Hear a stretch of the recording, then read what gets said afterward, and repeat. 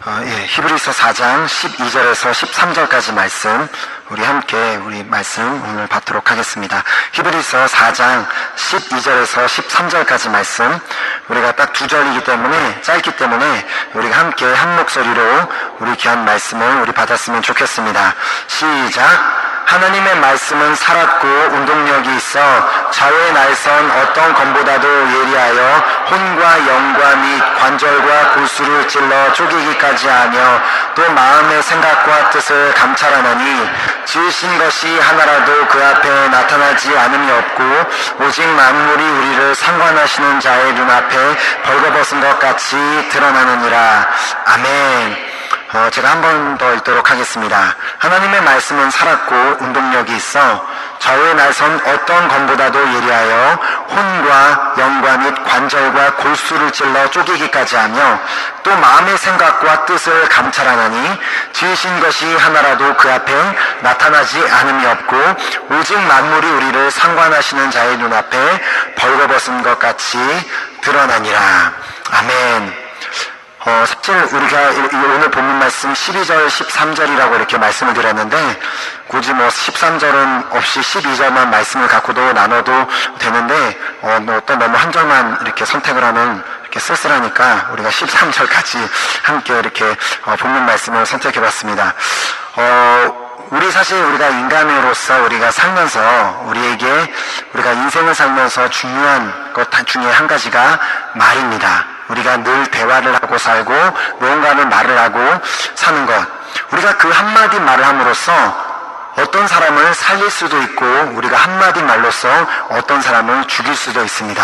우리가 어떤 사람 한마디 말로써 기분을 좋게 하려 할 수도 있고 어떤 사람에겐 한마디 말로써 기분을 나쁘게도 할 수 있고 어떤 사람은 한마디 말로써 정말 그 사람을 사랑한다고 이렇게 표현함으로써 사랑을 느끼게 할 수도 있고 또 한마디 말로써 정말 어떻게 그 분노를 가지게 하는 그런 우리의 말을 우리가 사용을 하고 있는데 그런 것처럼 이제 우리 한번 말씀을 찾아보겠습니다. 잠언 18장 21절이 그것에 대해서 이렇게 기록하고 있습니다. 잠언 18장 21절 말씀.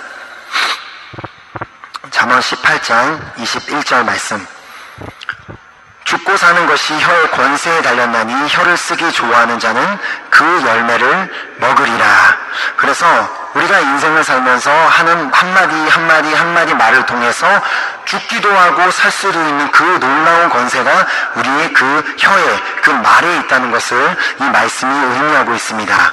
이처럼 인간은 하나님께서 인간을 처음에 아담과 하와를 창조하시고 그 이후로부터 계속해서 인류가 역사가 있으면서 계속해서 누군가의 말에 영향을 받으면서 살아왔고 누군가에게 말로써 영향을 주면서 계속해서 인간들은 살아가고 있습니다. 사람들이 하는 수많은 말들 중에 특별히 사람들의 마음에 가장 와닿아서 이렇게 우리가 명언이라고 특히 말을 하는 그런 큰 영향력을 끼친 말들이 또한 있습니다. 그 중에 몇몇 명언을 제가 이렇게 찾아봤는데요.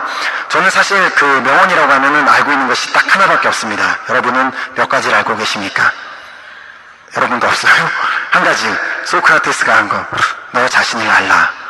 저는 특별히 기독교적인 그런 메시지는 아니지만 너 자신을 알라라고 얘기하는 그 말에 많은 것이 사실 들어있죠.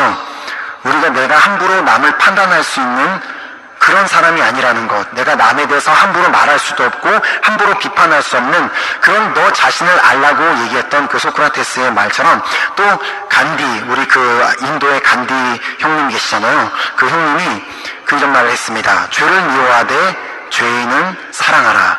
되게 이렇게 기독교적인 메시지를 전달을 했던 분이시고요. 그 다음에 벤자민 프랭클린이란 분이 사랑받고 싶다면 사랑하라. 그리고 사랑스럽게 행동하라. 여러분들 되게 마음에 와닿지 않습니까? 사랑받고 싶다면 사랑하고 그리고 사랑스럽게 행동하라. 그리고 에디슨은 누군지 알죠? 비행기를 발명하신 분. 그 속은 분 몇 분 계세요? 아니죠. 전기를 발명하신 분, 에디슨. 그분이 성공은 열심히 노력하며 기다리는 사람에게 찾아온다.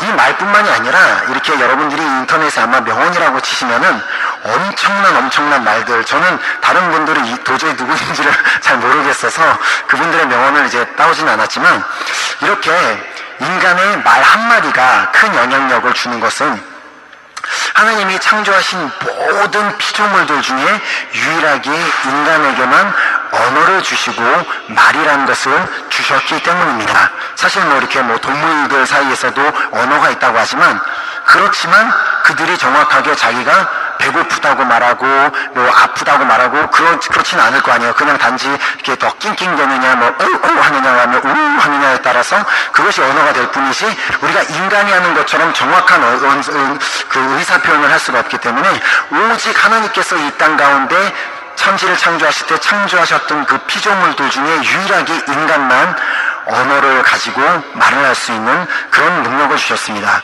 그렇기 때문에 인간은 서로 간에 계속해서 대화가 필요하고, 또 그 대화할 수 있는 사람이 없는 사람은 또 외로움을 느끼게 되고, 또 힘들어하는 그런 것을 우리는 잘 이렇게 보고 또 들어서 알고 있습니다.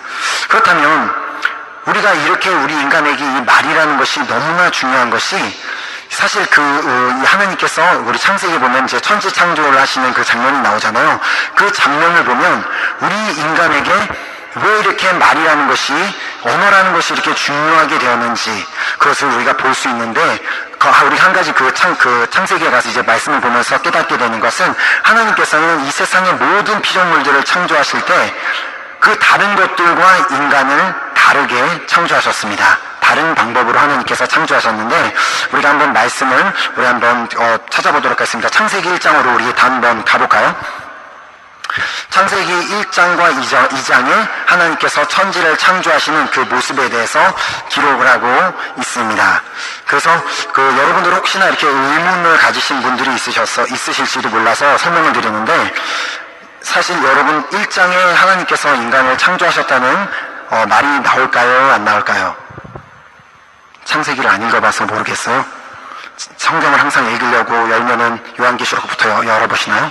창세기 1장에 보면 하나님께서 인간을 창조하셨다는 그 말이 나오고요. 그 다음에 2장에 가도 역시 또 인간을 창조하신 그 얘기가 또 나옵니다. 그러면 도대체, 그래서 어떤 학자들은 아담과 하와를 하나님께서 만드시기 전에 이미 다른 사람들도 만드셨다, 그런 좀 말도 안 되고 이해가 안 되는 그런 얘기들을 하는데, 그것이 아니라 저도 그걸 우리 학교 우리 신학교 다니면서 교수님이 말씀해 주신 건데, 창세기 1장과 2장은 하나님께서 천지 창조를 하신 것에 대한 그것을 이렇게 나타내고 있는 1장 버전과 2장 버전 해서 두 버전으로 하나님의 천지 창조를 소개하고 있다는 것을 여러분들이 깨닫고 창세기 1장과 2장을 보시면 더 의심을 갖지 않고 잘 이해하실 수 있게 될 것입니다. 아멘. 네, 별로 관심이 없는 것 같은데 그래도 아셨으면 좋겠습니다. 그래서 이제 하나님께서 천지를 창조하신 때 첫째 날 말씀으로 빛을 만드시고 낮과 밤을 만드셨습니다. 그것이 3절에 기록되어 있습니다. 창세기 1장 3절에 하나님이 가라사대 빛이 있으라 하시니 빛이 있었고, 그래서 하나님은 첫째 날 말씀으로 빛을 만드시고 낮과 밤을 만드셨던 것이었습니다. 그리고 둘째 날 하나님은 말씀으로 하늘과 바다를 창조하셨습니다. 그 6절에 기록되어 있는데요. 하나님이 가라사대 물 가운데 궁창이 있어 물과 물로 나뉘게 하라 하시고, 그리고 셋째 날이 돼서는 말씀으로 땅을 만드시고 땅과 바다를 나누셨습니다. 그것이 9절에 기록되어 있습니다. 하나님이 가라사대 천하의 물이 한 곳으로 모이고 묻이 드러나라 하시매 그대로 되니라. 또한 그날 땅 위의 모든 식물을 말씀으로 하나님께서는 창조하셨습니다. 그리고 넷째 날은 말씀으로 해와 달을 창조하셔서 낮과 밤, 그래서 일, 월, 년 그렇게 돌아가게끔 그 넷째 날 하나님께서는 만드셨는데, 그것이 14절에 기록되어 있습니다. 14절에 하나님이 가라사대 하늘의 궁창에 광명이 있어 주야를 나뉘게 하라. 또 그 광명으로 인하여 징조와 사시와 일자와 연한이 이루리라. 그리고 이제 다섯째 날에 대해서는 하나님께서는 말씀으로 물고기와 새를 창조하셨습니다. 20절에 기록되고 있습니다. 20절에 하나님이 가라사대 물들은 생물로 번성케 하라. 땅 위 하늘의 궁창에는 새가 나르라 하시고, 그리고 여섯째 날은 말씀으로 땅 위에 모든 생물을 만드셨습니다. 그러니까 즉 하늘에 날고 저기 바다에 있는 그 생물을 제외한 땅 위에 있는 모든 생물들을 여섯째 날 만드셨다는 것입니다. 24절에 기록되어 있습니다. 하나님이 가라사대 땅은 생물의 그 종류대로 내되 육축과 기는 것과 땅의 짐승을 종류대로 내라 하시고 그대로 되니라. 이처럼 하나님은 6일간 하나님의 오직 그냥 말씀으로만 자연에 속한 모든 것을 창조하셨다고 기록하고 있습니다. 하지만 하나님이 제일 마지막에 창조하신 인간만은 좀 다르게 창조되었습니다. 그것이 창세기 2장 7절에 기록되어 있습니다. 창세기 2장 7절 말씀을 볼까요?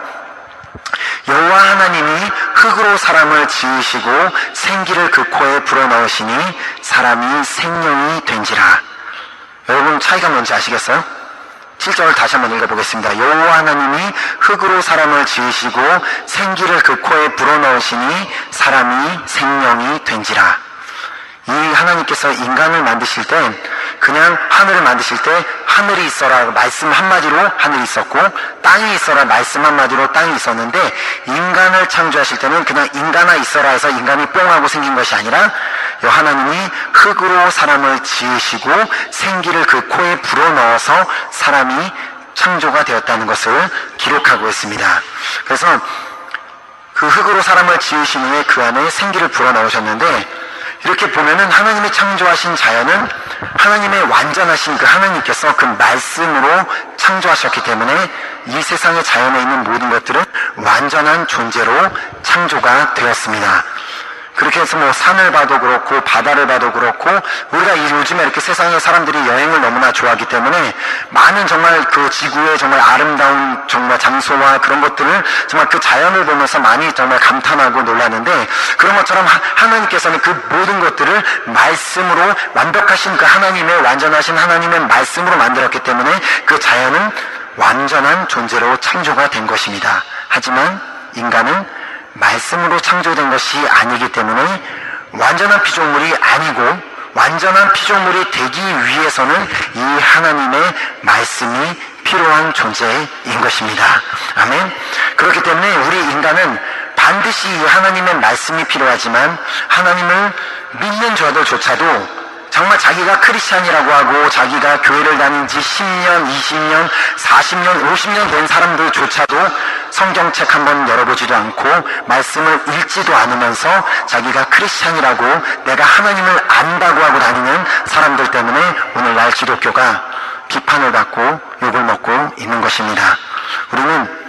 우리가 인간의 서로가 그 말 한마디가 중요한 것을 정말 우리가 안다면 우리 인간은 불완전한 존재가 하는 그 한마디의 명언을 막 듣고 그 사람 명언대로 살아야지 막 그렇게 결단을 하는데 그것이 아니라 이 천지를 창조하시고 완전하고 전능하시고 전지하신 그 하나님의 말씀을 우리에게 주셨는데 그 말씀을 읽어보지도 들어볼 생각도 하지 아니하고 세상의 어떤 철학자나 다른 사람들의 말만 기울여서 그 뜻대로 산다고 하는 것은 완벽하지 않은 인간의 그 말을 따르려고 하는 것이기 때문에 우리가 어떻게 보면 그것은 우리가 완전한 사람으로 될 수가 없다는 것을 우리가 알 수가 있습니다. 그래서 이 오늘 본문 말씀이 왜 그렇다면 이 하나님의 말씀이 그렇게 중요한 말씀이 우리가 왜 그렇게 그 말씀이 우리에게 필요한지를 우리에게 깨닫게 해주고 있는 것입니다.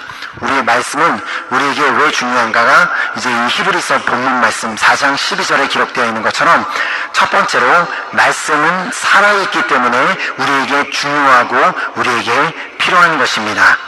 말씀이 살아있다고 하는 것은 바로 살아계신 하나님의 말씀이기 때문입니다. 우리 한번 말씀 찾아볼까요? 베드로전서 1장 24절에서 25절 말씀입니다. 베드로전서 1장 24절 25절 말씀. 우리가 좀 전에 우리가 찬양할 때 드렸던 그 고백의 그 가사가 바로 이 말씀에서부터 찬양 가사인데요. 베드로전서 1장 24절에서 25절 말씀. 그러므로 모든 육체는 풀과 같고 그 그 모든 영광이 풀의 꽃과 같으니 풀은 마르고 꽃은 떨어지되 오직 주의 말씀은 세세토록 있도다 하였으니 너희에게 전한 복음이 곧 이 말씀이니라. 하나님의 말씀은 세세토록 있도다 하였으니, 즉 그 말씀은 없어지지도 아니하고 사라지지도 않는 영원히 존재하는 그 말씀이라는 것을 말씀을 통해서 기록하고 있습니다. 앞서 말한 그 유명한 명언을 남겼던 그 유명한 분들은 모두 다 죽었습니다. 아무도 그 유명한 말을 한 사람들 중에 오늘날까지 살아있는 사람은 아무도 없습니다. 아무리 그 사람이 훌륭한 말을 하고 막 전 인류를 흔들 수 있는 너무나 아름답고 멋진 명언을 남겼다 할지라도 모든 사람은 다 죽었습니다. 어떻게 보면 복음서에 기록된 말씀들은 예수님께서 이 땅에 오셔서 말씀하신 모든 것들의 명언을 모아놓은 책이라고도 우리가 볼 수가 있습니다. 하지만 분명히 다른 것 하나는 예수님은 죽으시긴 했지만 그 죽음을 이기시고 부활하신 후에 오늘날도 살아계시다는 것입니다. 로마서 8장 34절 말씀 우리 한번 찾아보도록 하겠습니다. 로마서 8장 34절 말씀. 로마서 8장 34절 말씀. 누가 정죄하리요? 죽으실 뿐 아니라 다시 살아나신 이는 그리스도 예수시니 그는 하나님 우편에 계신 자요 우리를 위하여 간구하시는 자신이라. 만약 누군가 나에게 갑자기 나에게 와서 내가 내일 너에게 정말 벤츠 자동차를 한 대 사줄게. 그럼 우리는 오늘 당장 기분이 너무 좋겠죠. 저 사람이 나에게 벤츠를 사준대. 근데 그 사람이 오늘 죽으면 그 약속은 무효가 됩니다. 그 사람은 약속을 지키고 싶어도 약속을 지킬 수가 없습니다. 만약에 어떤 사람이 또 와서 내가 내일 너 친구야 너 오늘 내가 내일 너 저녁 사줄게. 어디 식당 갈까 해서 내일 저녁 약속 다 정해놓고 뭘 맛있는 걸 먹을까 막 설레이는 마음으로 있었는데 그 친구가 오늘 죽는다면 그 약속은 아무 소용없는 약속이 됩니다. 이처럼 죽을 수밖에 없는 인간은 자신의 한 모든 말을 100% 책임질 수가 없는 존재라는 것입니다. 하지만 살아계신 예수님은 다릅니다. 그는 죽음에서 부활하시고 하나님 우편에서 우리를 위하여 간구하고 계신 분이라고 말씀에서 기록하고 있습니다. 그렇게 예수님이 하신 모든 말씀은 죽은 사람의 말이 아니고 오늘도 여전히 살아계신 그 하나님의 말씀인 것입니다. 그리고 우리가 그 말씀이 반드시 있어야지만 우리가 살 수 있다는 것을 예수님께서 말씀하셨습니다. 요한복음 6장 57절 말씀입니다. 요한복음 6장 57절에 예수님께서는 우리 인간은 반드시 이 말씀이 있어야지만 살 수 있다는 것을 말씀하셨습니다. 요한복음 6장 57절 말씀. 살아계신 아버지께서 나를 보내심에 내가 아버지로 인하여 사는 것 같이 나를 먹는 그 사람도 나를 인하여 살리라. 예수님 본인도 살아계신 아버지로 인하여 산다는 것을 고백하시며 자신을 먹는 그 사람도 살 것을 말씀하셨습니다. 그렇다면 과연 예수님을 먹는다는 것은 무엇을 의미합니까? 우리가 사실 은혜교회 우리 성도들 정도라면 예수님을 먹는다는 게 무슨 의미인지는 이미 다 알고 계시겠지만 혹시나 또 이렇게 기억력이 쇠퇴해서 기억을 못하시는 분들을 위해 찾아보도록 하겠습니다. 요한복음 1장 14절 말씀입니다. 요한복음 1장 14절 말씀. 말씀이 육신이 되어 우리 가운데 거하심에 우리가 그 영광을 보니 아버지의 독생자의 영광이요 은혜와 진리가 충만하더라. 바로 우리가 예수 그리스도를 먹는다는 것은 그 말씀이 육신되어 이 땅에 오신 그 예수 그리스도, 즉 말씀을 우리가 먹는다는 것을 의미하고 있습니다. 즉 말씀을 먹어야지만 우리가 살 수 있다는 것을 예수님께서 말씀하신 것입니다. 예수님께서 이 땅에 오신 이유는 하나님이 살아계심을 그때 당시에 그 예수님이 그때 이제 이스라엘 땅에 오셨을 때 완벽하게 그 유대인들이 하나님의 살아계심을 완전히 잊고 인간들에게, 그 잊고 살고 있었던 그 사람들에게 하나님은 여전히 살아계시고 여전히 인간들에게 말씀하고 계심을 보여주기 위한 목적으로 이 땅에 오셨던 것이었습니다. 즉 말씀의 중요성을 잊고 있는 인간들에게 친히 주님의 말씀을 살아있는 것을 보여주시기 위해서 이 땅에 오신 것이라는 것입니다. 오늘날 이렇게 자연이, 우리가 보고 있는 우리가 자연들, 하늘, 땅, 바다 다 살아있는 거 아시죠? 땅이 살아있지 않는다면 그 땅에 어떤 것을 작물을 심고 씨를 심는다 할지라도 다 죽게 되어 있습니다. 하늘도 살아있기 때문에 그곳에 바람이 있고 구름이 있습니다. 그리고 바다도 살아있기 때문에 파도가 치고 그 안에 많은 것들이 이렇게 해류가 돌고 하는 것입니다. 우리가 자연이 살아있는 이유는 바로 살아계신 하나님의 말씀으로 창조되었기 때문입니다. 어떻게 그 부분에 대해서 요한복음 1장 1절에서 3절이 이렇게 기록하고 있습니다. 요한복음 1장 1절에서 3절 말씀. 태초에 말씀이 계시니라. 이 말씀이 하나님과 함께 계셨으니 이 말씀은 곧 하나님이시니라. 그가 태초에 하나님과 함께 계셨고 만물이 그로 말미암아 지은 바 되었으니 지은 것이 하나도 그가 없이는 된 것이 없느니라. 바로 하나님의 말씀으로 모든 것을 창조하셨다는 것입니다. 하지만 세상의 과학자들이나 세상 사람들은 굳이 그것을 부인하고 하나님이 창조하신 것을 부인하기 위해서 어떤 빅뱅을 인해서 이 지구가 딱 창조되었다. 근데 여러분들 어떤 그분들 그 믿음이 더 대단하다고 생각합니다. 차라리 어떤 한 신, 전능하신 그 신이 땅이, 지구란 땅이 있어라 그래서 땅을 만드시고 하늘을 만드시고 바다를 만드셨으면 그것이 더 이해할 법한데 갑자기 어느 날 우주에서 한 폭발이 일어나서 지구란 땅이 동그랗게 생겨나고 거기에 완벽하게 하늘과 바다와 땅이 갈라지고 거기서 막 자연스럽게 사과나무도 생기고 다른 딸기 막 나무도 생기고 그런 그것을 믿는 분들의 믿음이 저는 더 대단하다고 생각합니다. 그분들에게 어떻게 그런 믿음을 가질 수 있냐고 우리 기독교인들이 배워야 되는 줄 믿습니다. 아멘 하실 뻔하셨죠? 우리 그렇기 때문에 우리 인간도 살기 위해서는 살아계신 하나님의 말씀이 반드시 필요한 것입니다. 우리에게 어떤 말씀이 필요하냐? 우리가 너무나 잘 알고 있는 요한복음 3장 16절 말씀 우리 한번 보도록 하겠습니다. 우리에게 진짜 이 필요한 말씀, 날마다 먹어야 되는 우리가 이 말씀, 요한복음 3장 16절 말씀입니다. 요한복음 3장 16절 말씀 우리가 한번 한 목소리로 읽도록 하겠습니다. 시작. 하나님이 세상을 이처럼 사랑하사 독생자를 주셨으니 이는 저를 믿는 자마다 멸망치 않고 영생을 얻게 하려 하심이니라. 아멘. 우리가 이 말씀을 날마다 먹어야 됩니다.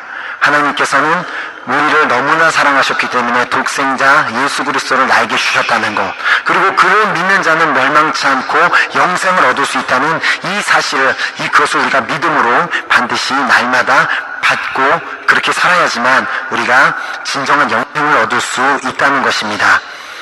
사실 하나님의 말씀을 믿지 않은 자는 비록 살고 있다고 할지라도 그 사람은 진짜로 사는 것이 아닙니다.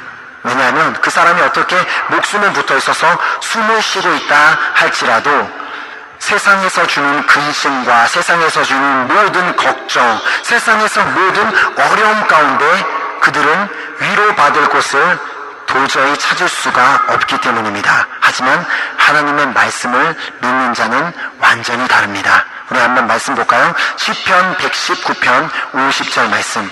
시편 119편 50절 말씀. 시편 119편 50절 말씀에 이렇게 기록하고 있습니다. 이 말씀은 나의 곤란 중의 위로라. 주의 말씀이 나를 살리셨음이니이다. 바로 우리가 세상적인 어떤 방법으로는 우리의 근심들, 방법들을 다 해결할 수 없지만 우리가 그 하나님의 살아계신 하나님의 말씀을 붙들 때 그 말씀을 통해서 내가 위로를 얻을 수 있고 내가 살 수 있다는 것을 말씀하고 계십니다. 또한 마태복음 11장 28절에 예수님께서 우리를 향하여 오늘도 이렇게 말씀하고 계십니다. 마태복음 11장 28절 말씀. 수고하고 무거운 짐진 자들아 다 내게로 오라. 내가 너희를 쉬게 하리라. 아멘. 만약에 이 말이 2000년 전에 죽고 그냥 떠나간 분의 말이라면 아무 소용이 없겠죠.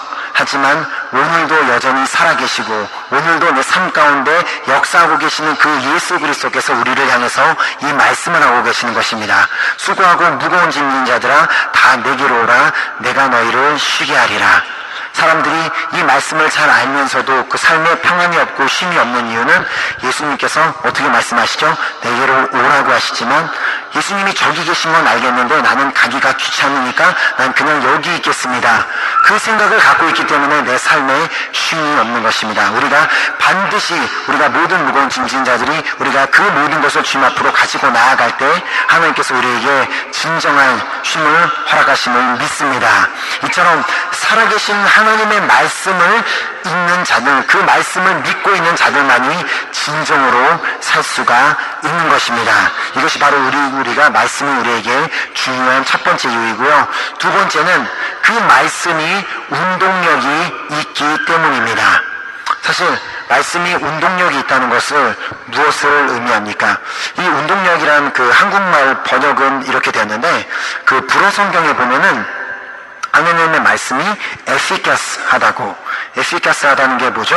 효능이 있다, 효과가 있다, 그런 의미인데, 즉 우리가 어떤 그 병에 걸렸을 때 그 우리가 먹는 약이 그 병에 대한 효능이 있는 것처럼 하나님의 말씀도 우리가 살고 있는 이 인생에 효능이 있다는 것을 말씀하고 계시는 것입니다. 약도 우리가 그 약을 먹으면서 그 약이 우리에게 효능이 있기 위해서는 그 약의 사용 설명서대로 먹어야지만 그 약의 효과를 볼 수 있는 것처럼 우리의 하나님의 말씀도 우리가 그 말씀이 우리 삶 가운데 효능이 있기 위해서는 반드시 이렇게 행해야 된다고 말씀이 기록하고 있습니다. 신명기 28장 1절 말씀입니다. 신명기 28장 1절 말씀을 통해서 그 말씀의 능력이 너의 삶에 효과가 있고 효능이 있기 위해서는 반드시 너가 이렇게 행해야 된다고 말씀하십니다. 신명기 28장 1절 말씀. 내가 내 하나님 여호와의 말씀을 삼가 듣고 내가 오늘날 네게 명하는 그 모든 명령을 지켜 행하면 내 하나님 여호와께서 너를 세계 모든 민족 위에 뛰어나게 하실 것이라. 바로 하나님의 말씀의 그 효과를 얻기 위해서는 반드시 그 말씀을 듣고 그 말씀이 기록된 모든 명령을 지켜 행해야 한다고 기록되어 있습니다. 하지만 많은 크리스찬들이 이 앞부분은 완전히 다 잘라먹고 뒷부분 여호와께서 너를 세계 모든 민족 위에 뛰어나게 하실 것이라 이 말씀만 붙들고 나는 세계 모든 민족 위에 뛰어나게 될 거라는 그 믿음만 가지고 자신은 말씀을 듣지도 않고 명하시는 그 모든 명령을 지켜 행하지도 않는다면 이 하나님께서 약속하신 것은 이루어질 수가 없습니다. 우리가 말씀을 듣는 것은 꼭 우리가 주일날 이렇게 예배에 와서 설교 말씀을 듣는 것만 말씀을 하는 것이 아닙니다. 성경 말씀을 우리가 읽는 가운데서도 그 말씀의 저자이신 하나님의 음성을 들을 수가 있는 것입니다. 그렇기 때문에 우리는 매일매일마다 그 하나님의 말씀을 읽어야지만 하나님의 음성을 들을 수 있는 것입니다. 하지만 사실 많은 크리스찬들이 어떻게 그 모든 명령을 지켜 행할 수 있냐고 하나님의 말씀은 너무 어렵다며 그 말씀을 읽기도 꺼려할 뿐더러 지키는 것을 더 힘들어하는 사람들이 많이 있습니다. 사실 많은 분들이 성경을 읽어보겠다고 결단을 내리고 창세기부터 읽어가면서 시작하면서 어느 정도 출애굽기까지는 괜찮았는데 레위기, 민수기 이르면서 도대체 이 말씀이 너무 어렵다면서 정말 오랫동안 신앙생활을 하면서 정말 창세기 출애굽기만 달달 외우고 계시는 그런 분들도 종종 있는데 그렇지만 하나님은 결코 우리가 지킬 수도 없고 이해할 수도 없는 그런 말씀을 우리에게 주신 분이 아니십니다. 하나님은 우리가 이 세상을 살아갈 때 어떻게 이 세상을 잘 살아가고 이 세상에서 승리할 수 있는 것인지 그 말씀을 하고 계신 것이지 우리가 우리에게 어떤 어려움을 주고 이해하기 어려운 것을 복잡하게 하시기 위해서 말씀을 주신 것이 아닌 것임을 우리는 반드시 기억해야 됩니다. 예를 들어 예수님이 우리에게 주신 그 세 계명에 대해서 한번 보도록 하겠습니다. 요한복음 13장 34절 말씀입니다. 요한복음 13장 34절 말씀. 요한복음 13장 34절 말씀. 새 계명을 너희에게 주노니 서로 사랑하라. 내가 너희를 사랑한 것 같이 너희도 서로 사랑하라. 우리에게 주신 새 계명은 우리가 서로 사랑하는 것과 또한 특별히 예수님께서 제자들을 사랑하시고 또 다른 사람들을 사랑하신 것 같이 우리도 서로 사랑하라고 말씀하신 것입니다. 그럼 사람들은 어떻게 예수님이 사랑하신 것처럼 나도 모든 사람을 사랑할 수 있느냐고, 그것은 정말 너무 말도 안 되는 일이라고 얘기하는 경우가 있습니다. 그건 너무 예수님이 보여주신 사랑은, 그 예수님께서 몸소 실천해서 보여주셨던 그 사랑은 실천하기 어려운 그런 사랑이 아니었습니다. 예수님이 보여주신 사랑이 어떤 사랑이었는지를 고린도전서에 이렇게 기록하고 있습니다. 고린도전서 13장 4절에서 7절까지 말씀입니다. 고린도전서 13장 4절에서 7절 말씀. 이 말씀은 어느 정도 내가 교회 좀 다녔다 하는 사람들은 다 아는 그 말씀입니다. 고린도전서 13장 4절에서 7절 말씀. 사랑은 오래 참고 사랑은 온유하며 투기하는 자가 되지 아니하며 사랑은 자랑하지 아니하며 교만하지 아니하며 무례히 행치 아니하며 자기의 유익을 굳지 아니하며 성내지 아니하며 악한 것을 생각지 아니하며 불의를 기뻐하지 아니하며 진리와 함께 기뻐하고 모든 것을 참으며 모든 것을 믿으며 모든 것을 바라며 모든 것을 견디느니라. 우리가 생각하기로는 이 모든 것을 다 지켜야 한다고 생각하지만, 진정한 사랑은 이것을 다 지켜야지만 내가 진정한 사랑을 하는 것이라고 생각합니다. 하지만 이렇게 모든 것을 다 지키는 일은 정말 어려운 일입니다. 그쵸? 여기 지금 고린도전서 13장 4절에서 7절 말씀처럼 여러분들이 모든 것에 오래 참고 온유하고 투기하지 아니할 수 있는 분 계시면 한번 발을 들어보셨으면 좋겠습니다. 아무도 없으시네요. 그러나 예수님께서는 그래서 이 사랑을, 이렇게 이 모든 것을 다 실천하기에 불가능한 이 사랑을 어떻게 실천할 수 있는지를 본인 스스로가 보여주셨습니다. 사실 예수님께서 말씀하셨을 때 내가 너희를 사랑하는 것 같이 너희도 서로 사랑하라고 말씀하셨던 것은 사실 제자들을 모아놓고 하셨던 말씀이었습니다. 예수님께서는 그렇다면 제자들을 어떻게 사랑하셨는가? 먼저 보면은 예수님은 자신을 배반하고 자신을 유대인들에게 팔아넘기려는 가룟 유다를 오래 참아주셨습니다. 이처럼 어떤 사람에게는 그냥 그 사랑이라는 것은 그 사람을 오래 참아주는 것이 사랑이 될 수가 있는 것입니다. 그 사람의 행동이 내가 진짜 이해가 안 되고 그 사람의 행동 하나하나를 보면 화가 나는 일이 생긴다 할지라도 그 사람을 그냥 오래 참아주는 것이 바로 사랑이 되는 것입니다. 우리 말씀에 기록된 모든 것을 막 다 지켜 막 사랑도 하고 참아주기도 하고 그것을 사랑을 얘기하는 것이 아니라, 사람은 어떠한 사람에게는 그 사람에 대해서 오래 참아주는 것만이 그 사람을 향한 사랑의 실천이 될 수가 있는 것입니다. 예수님은 또한 자신을 배반하고 떠나버린 베드로에게 다시 찾아오셔서 그 베드로를 혼내신 것이 아니라 오히려 물고기와 떡을 구워주시며 온유함으로 대해주셨습니다. 이처럼 우리가 또 어떤 사람에게는 우리가 온유하게 대해주는 것이 사랑이 될 수가 있습니다. 특별히 무언가를 잘해주진 않아도 그 사람에게 잘해주고 좋은 것을 베푸는 것이 그 사람을 사랑해주는 방법이 될 수가 있는 것입니다. 또 어떤 사람에게는 투기하지 않는 것이 그 사람을 향한 사랑의 실천이 될 수가 있습니다. 누군가가 가진 것이 많기 때문에 저 사람을 내가 사랑해야지, 저 사람을 내 편을 만들어야지가 아니라 그냥 그 사람이 어떠한 모습을 하고 있던 그 사람의 있는 모습 그대로를 받아주는 것이 그 사람을 사랑하는 하나의 또한 방법이 될 수가 있는 것입니다. 또 어떤 이에게는 사랑은 자신의 가진 것을 자랑하지 않는 것만으로도 사랑의 실천이 가능한 것입니다. 내가 비록 지금 내 앞에 있는 그 사람보다 내가 더 가진 것이 많고, 내가 더 똑똑하고, 내가 더 좋은 디플롬이 있다고 하고, 내가 더 아는 것이 많다고 해도 자신의 것을 자랑하지 않으므로 그 사람에 대한 사랑을 또한 실천할 수가 있게 되는 것입니다. 또 어떤 이에게는 내가 교만하지 않는 모습을 보이는 것이 사랑의 실천일 수가 있습니다.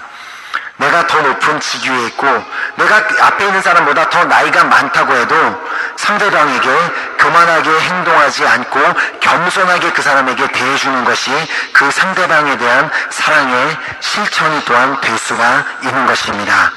또 어떤 이에게는 내가 거짓된 행동이나 거짓말을 하지 아니하고 진실과 성실로 대해주는 것이 그 사람에게 하는 사랑의 실천이 될 수가 있습니다.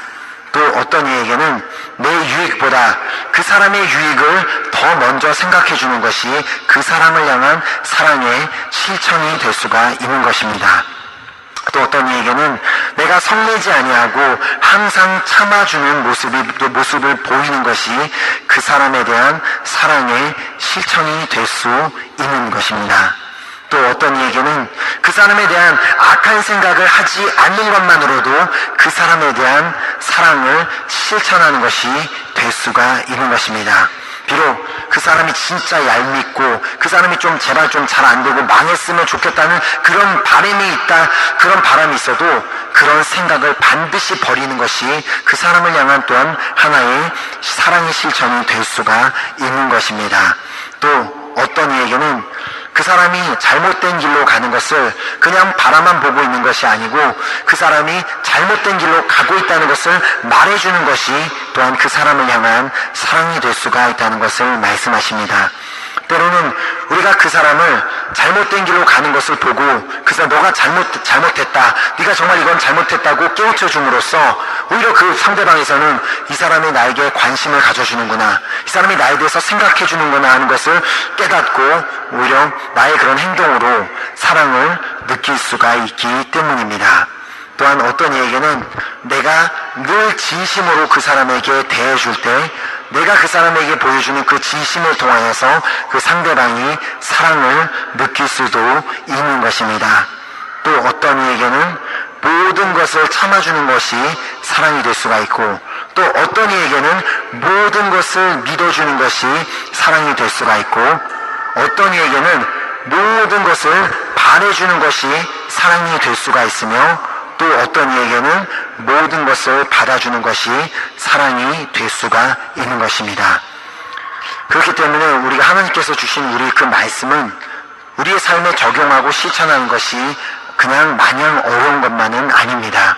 사실 그 고린도전서에 기록된 그 사랑은 이렇고 사랑은 이렇고 기록된 것을 우리가 다 지키려면 너무나 어렵지만, 사실 우리 주변을 돌아보면 내 친구들 가운데, 내 가족들 가운데 모든 사람이 다 다른 성격을 가지고 있고 다른 생각을 하고 있고 다른 언어 행동을 하고 있으며 다른 모습을 가지고 있기 때문에 모든 그 사람에 맞는 그 사람에 맞춘 그 어떤 맞춤형 그 사랑을 우리가 실천할 수가 있는 것입니다. 저는 이제 이렇게 사실 여러분들도 마찬가지지만 여러분들이 과거에 했던 좀 이렇게 착한 일, 좋은 일들은 다 기억하시잖아요. 나쁜 일들은 다 정말 까마득하게 잊어버리지만 좋은 일을 했던 게, 제가 사실 군대에 있을 때 우리 부대에 어떤 한 형제가 좀 이렇게 왕따를 당한 형제가 있었습니다. 왜 왕따를 당하느냐? 그 형제는 입만 열면 허풍을 하는 거예요. 뻥을 치는 거예요, 한마디로. 자기가 지금 사실 군대에 와 있지만 내 통장에 몇 억이 있는 줄 아냐? 그리고 내가 집에 가면 인삼밭이 몇 평을 내가 가지고 있는지 아냐? 그리고 자기가 모든 사람 얘기하면 자기가 모르는 게 없어요. 막 모르는 거 다 자기도 안다 그러니까 모든 사람들이 그 사람과 대화를 하기를 싫어하는 거예요. 왜냐면 어차피 쟤랑 대화해봤자 쟤는 다 모든 걸 안다 그럴 거고 다 모든 걸 거짓말할 거기 때문에 그 형제는 그래서 결국 그렇게 모든 사람들에게 소외를 당하다가 결국은 나중에 그렇게 보일러실을 혼자서 관리하는 병사가 되었습니다. 그래서 보일러실에서 보일러랑도 얘기를 하는 것 같더라고. 항상 늘 말을 해야 뭐 이렇게 말을 하는데 모든 사람들이 대화를 안 해주기 때문에 저는 그 형제에게 다가갔습니다. 그 형제에게 그 사람에게 모든 사람들은 그 사람을 참아주지 않았지만 저는 그 사람을 참아주기로 결정했었고 그 사람을 그냥 믿어주기로 결정했습니다. 그 사람이 하는 말이 다 뻥인들 나랑 무슨 상관이 있어요.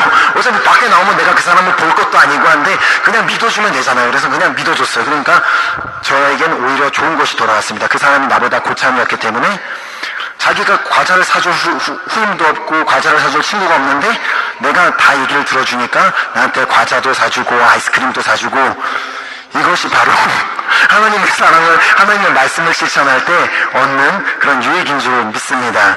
아멘. 우리가 하나님의 말씀을 지키는 것은 어려운 것이 아닙니다.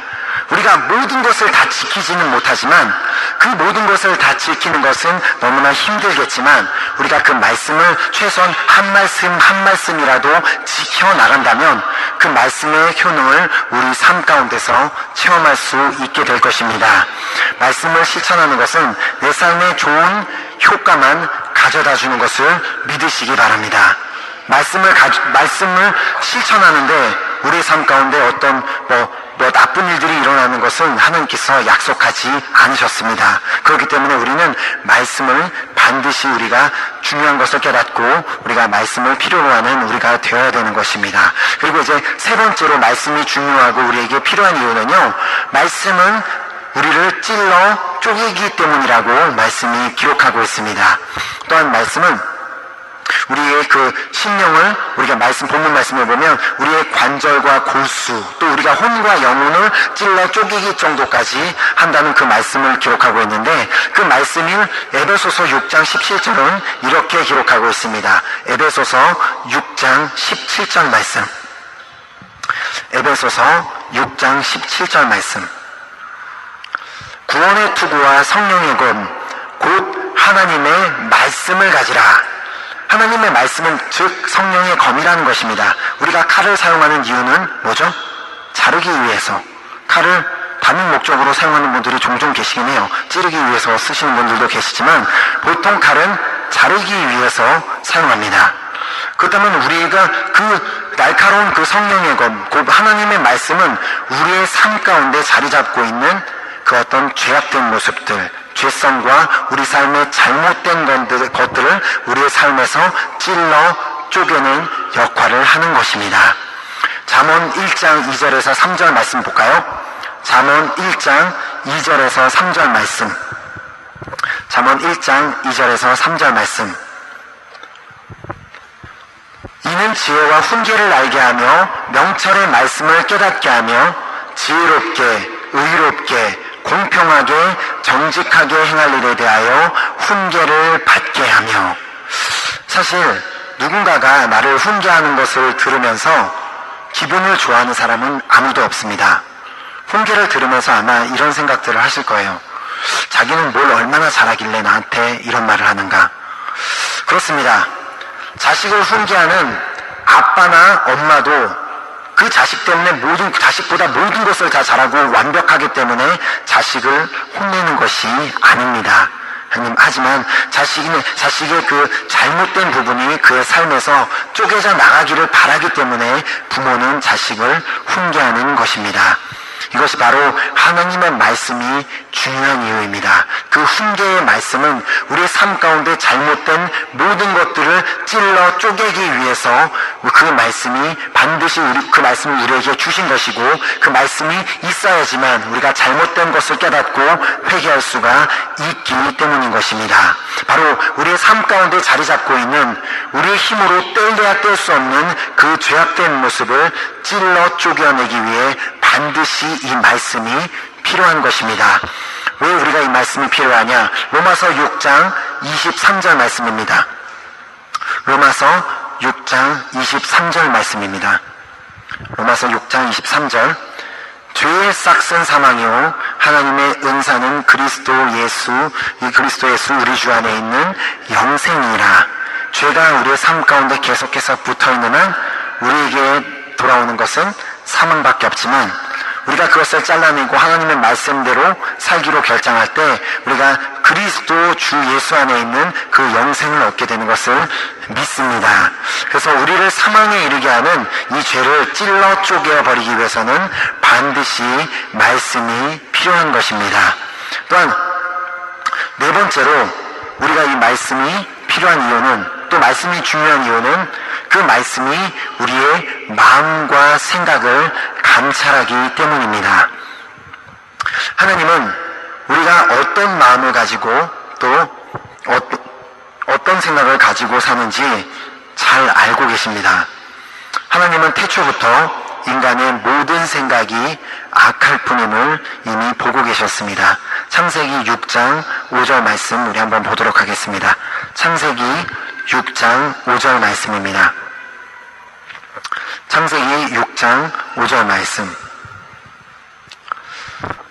여호와께서 사람의 죄악이 세상에 관영함과 그 마음의 생각의 모든 계획이 항상 악할 뿐임을 보시고, 사실 하나님께서 이 사람의 죄악이 세상에 관영함과 이 모든 악한 것을 보셨던 이 상황은 사실 하나님께서 이미 그 전에 그 노아의 시대에 하나님께서 이 세상의 모든 사람들이 이미 사람의 죄악이 세상에 관영한 것을 보시고 홍수로 모든 사람을 다 심판하시고, 오직 노아가 의인이었던, 그 시대의 의인이었던 그 노아 한 사람과 아내와 또 세 자식과 세 명의 그 며느리와 함께 그 배에서 구원을 받고, 그들이 이제 배에서 나와서 다시 이제 그들로부터 자식이 번성된다고 하면 번성하기 시작했을 때, 그때 다시 여호와께서 이것을 보신 것입니다. 여호와께서 사람의 죄악이 세상의 관영함과 그 마음의 생각의 모든 계획이 항상 악할 뿐을 보시고, 사람들이 이때 어떤 악한 계획을 했었죠? 그때 바벨탑을 지으려는 생각. 바로 우리가 이 바벨탑을 지어서 하나님께서 혹시나 우리에게 다시 한번 홍수로 우리를 멸하실 수도 있기 때문에 우리가 높은 탑을 지어서 하늘에 닿는 그 높은 탑을 지어서 그 탑 안에 우리가 산다면 다시 홍수가 일어난다 할지라도 우리는 목숨을 건질지도 모른다는 그런 생각을 했다는 것. 그것 자체가 여러분은 왜 죄라고 생각하십니까? 건물을 짓는 게 죄인가요? 아니죠. 하나님의 약속의 말씀을 신뢰하지 않았기 때문에 그것이 죄였습니다. 하나님께서는 홍수로 심판을 하시고 그 다음에 어떤 약속을 하셨죠? 내가 다시는 물로 심판을 하지 않으실 거라는 그 약속을 확실히 주셨지만, 인간들은 그 하나님의 약속을 믿지 않았기 때문에 자신들의 마음을 모아서 그 탑을 쌓아서 다시 하나님이 그 약속을 안 지키실지도 모르니까, 혹시 모르니까 우리가 이 탑을 짓고 우리 목숨을 건져보자 하는 그런 의미에서 그 탑을 지었던 것이었습니다. 이처럼 그들의 마음의 생각과 모든 계획이 항상 악할 뿐임을 보시고, 사실 우리가 오늘날을 살고 있는 우리 사람들, 특별히 우리가 크리스찬들이라고 한다고 해도 우리가 무언가 이렇게 다른 사람을 살인하고 누군가에게 거짓말하고 도둑질한 것만이 그것이 하나님이 보시기에 악한 것이 아니라, 그 바벨탑 사건이 있었던 똑같은 그 상황처럼 우리가 하나님의 말씀을 신뢰하지 않는 그 모습을 보였을 때, 하나님은 또 그 사람의 마음 가운데 그 사람의 마음의 생각의 모든 계획이 항상 악할 뿐임을 보고 계신다는 것을 우리에게 말씀하시는 것입니다. 그렇기 때문에 내가 그렇다면 어떻게 하나님 앞에서 올바른 마음과 올바른 생각을 가졌는가를 알 수 있는 방법은 오직 뭐밖에 없죠? 말씀밖에 없습니다. 내가 하나님 앞에 늘 올바른 생각과 올바른 마음을 가지고 있기 위해서는 우리가 날마다 그 말씀을 읽고 묵상해야만 되는 것입니다. 주님의 말씀에 순종한다고 내가 비록 찬양을 통해서 고백하고 내가 기도하면서 그렇게 고백한다 할지라도, 내가 주님의 말씀에 무엇이 기록되어 있는지 모르고 하나님의 말씀에 무엇을 말씀하고 계시는지를 모른다면 나의 고백은 완전히 헛것이 되어버리는 것입니다. 모든 사람의 마음과 생각을 주님께서는 아시기 때문에 성경 말씀을 우리에게 허락하여 주신 것입니다. 우리 디모데후서 3장 16, 17절이 바로 이 성경이 적혀진 그 이유를 확실하게 우리에게 설명해 주고 있습니다. 디모데후서 3장 16, 17절입니다. 이 말씀은 우리 은혜교회 성도라면 모를 수가 없는 말씀입니다. 디모데후서 3장 16, 17절 말씀. 모든 성경은 하나님의 감동으로 된 것으로 교훈과 책망과 바르게 함과 의로 교육하기에 유익하니 이는 하나님의 사람으로 온전케 하며 모든 선한 일을 행하기에 온전케 하려 함이니라. 아멘. 우리가 오직 이 하나님의 말씀을, 이 성경을 읽을 때만 그 말씀을 통하여 우리가 교훈을 받고 우리가 책망을 받고 바르게 함을 받고 의로 교육함을 받을 수가 있다는 것을 기록하고 있습니다. 제가 그 명언을 이렇게 찾아보면서 너무 한 가지 그 명언을 보면서 큰 충격을 받았습니다. 그걸 누가 얘기했는지 지금 잘 모르겠는데 에디슨이 그 말을 했던 것 같은데 그 말을 했더라고요. 모든 성경은 인간이 쓴 것이다. 저는 그 부분에 그렇게 보면서 차라리 그 사람이 전기를 만들지 말걸 막 그런 생각을 했습니다. 어쩜 그렇게 용감한 언어를 함부로 이렇게 얘기를 했는지 모르겠지만 우리가 생각하는 것만큼 이 모든 성경은 하나님의 감동과 그 하나님의 감동으로 이것이 이렇게 지어진 것을 여러분 정말 믿으십니까? 인간의 지식으로, 인간의 방법으로, 인간의 말로 쓴 그 어떤 책도 우리가 이렇게 인류의 역사가 있으면서 계속해서 그 말씀이 전달되는 그런 책은 없습니다. 왜 이 말씀이 계속해서 사람들에게 전달되고 계속해서 이 말씀이 우리에게 영향을 주고 있냐면 우리가 첫 번째 봤던 것처럼 이 말씀이 살아있는 말씀이기 때문에 계속해서 사람들에게 큰 영향력을 끼쳐주고 있는 것입니다. 이처럼 히브리서를 통해 하나님이 우리에게 왜 당신의 말씀인 성경이 중요한지를 우리에게 말씀해 주셨습니다. 첫 번째로 그 말씀이 우리를 살게 만들기 때문입니다.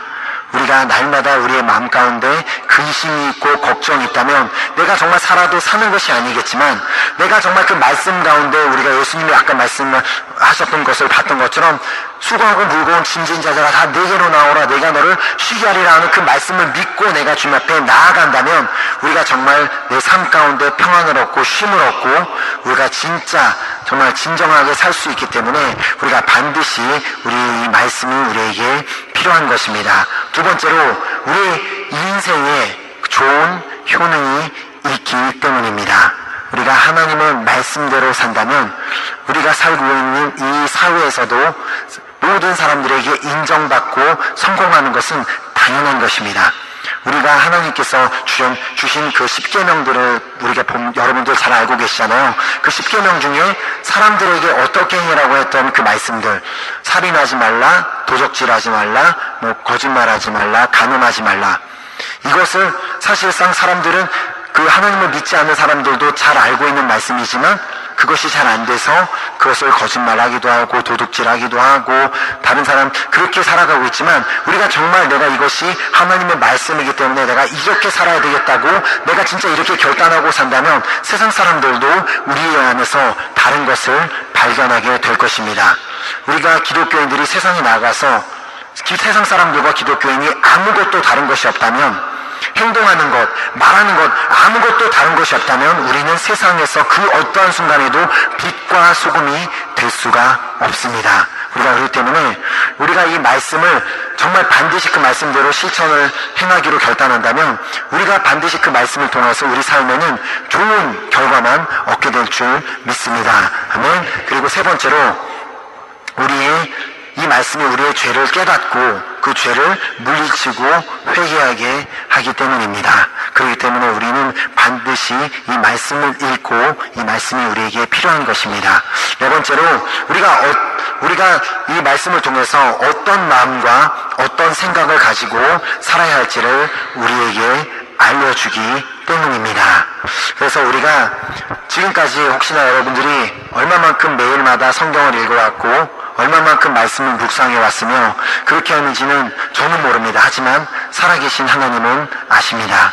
여러분들이 말씀을 읽고 말씀을 묵상하는지 아니면 그것은 너무나 뚫어지게 잘 알지만 그래 그냥 언젠간 한번 읽어야지 그렇게 생각하는 것과는 우리의 인생의 큰 정말 결과가 완전히 다르게 될 줄 믿습니다. 그래서 이 믿음을 가지고 반드시 말씀을 읽는 우리 모두가 되었으면 좋겠습니다. 아멘. 그래서 이 시간 우리 결단하면서 우리가 말씀을 붙들고 우리 기도할 그 되었으면 좋겠습니다. 하나님 아버지, 오늘 다시 한번 이 히브리서 말씀을 통하여서 우리에게 말씀의 중요성과 말씀이 우리 인생에 왜 필요한지를 말씀해 주심을 너무나 감사드립니다. 지금까지 내가 정말 너무나 그 말씀의 중요한 것을 알고 있었지만 그것을 실천하지 못하고 말씀을 읽지 못했던 그런 나의 게으름을 용서하여 주시옵소서. 정말 이제부터는 내가 이 말씀을 읽어야지만 내가 살 수 있고, 말씀을 읽어야지만 내가 정말 인생에서 좋은 결과를 얻을 수 있고, 내가 말씀을 읽어야지만 나의 죄를 회개할 수 있고, 내가 말씀을 읽어야지만 하나님 아버지의 뜻을 깨달을 수 있기 때문에 내가 이제는 그것이 비록 쉽지 않고 어려운 일이긴 하지만 내가 반드시 그 말씀을 읽기로 결단합니다. 성령 하나님, 정말 나를 도와주시옵소서. 나의 게으름이 이 말씀을 읽는 것을 방해하려 할 때 그 게으름을 물리칠 수 있는 힘을 허락하여 주시옵소서. 정말 내 마음 가운데 그 마음의 말씀에 대한 의심이 있다면 성령 하나님, 그 말씀에 대한 의심 또한 물리쳐 주시옵소서. 그래서 매일마다 이 말씀을 붙들고 이 매일마다 그 말씀대로 살려고 몸부림치며 노력할 수 있는 그런 내가 될 수 있도록 주님 도와주시옵소서. 그러면 간절한 마음으로 주여 삼창하고 기도하겠습니다. 주여, 주여, 주여.